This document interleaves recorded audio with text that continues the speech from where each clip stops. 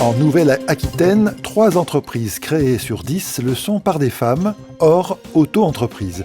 L'objectif des créatrices est surtout d'assurer leur propre emploi et elles s'orientent majoritairement vers le tertiaire en lien avec leur expérience passée. Globalement, elles sont plus diplômées et plus jeunes que leurs homologues masculins. Mais les différences ne s'arrêtent pas là, comme le précise Anaïs Sebir, directrice régionale déléguée à la DRDFE de Nouvelle-Aquitaine. D'abord, elles continuent d'assumer la plus grande part des tâches domestiques et familiales. Donc, ce temps qu'elles consacrent à leur famille, c'est autant de temps qu'elles ne consacrent pas à leur projet d'entreprise ou au développement de leur réseau. Un autre exemple, on sait que les relations avec les banques, les assureurs, qui est encore un milieu très masculin, est encore compliqué pour les femmes créatrices. Et aujourd'hui, on constate aussi que les femmes créatrices créent dans des secteurs qui sont encore très sexués. Elles sont très présentes dans l'éducation, dans la santé, dans les services à la personne. Elles sont beaucoup moins présentes dans les secteurs comme la construction, les transports ou le commerce de gros, par exemple.